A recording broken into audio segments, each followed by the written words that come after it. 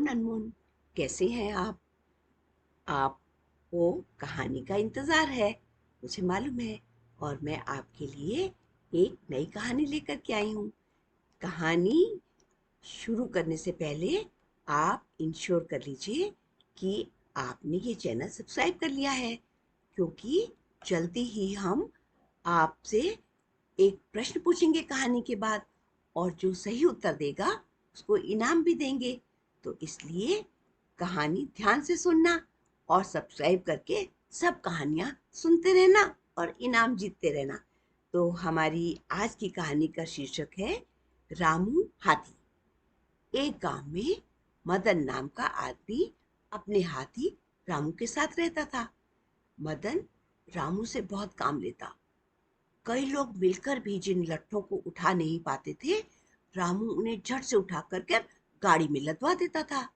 इस काम के लिए मदन को ढेर सारे पैसे मिलते थे और खुश होकर मदन रामू को नदी पर ले जाता।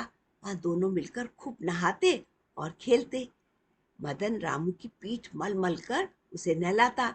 खुश होकर मदन रामू को भिगो देता और रामू अपनी सूंड में पानी भरकर मदन को भिगो देता, और इस तरह से वो दोनों खेलते और खूब खुश होते।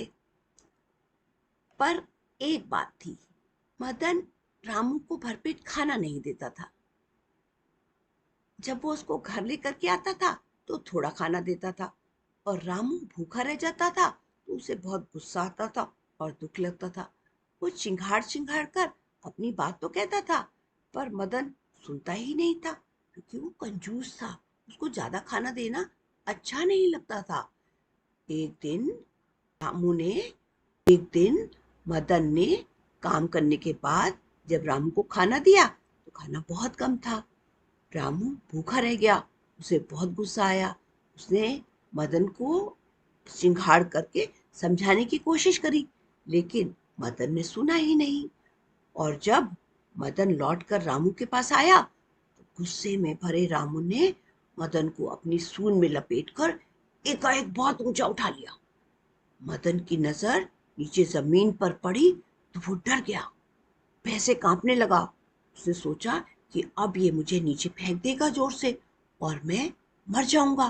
तो उसने अपनी निश्चित हो गया उसको कि आज तो मेरी मौत है।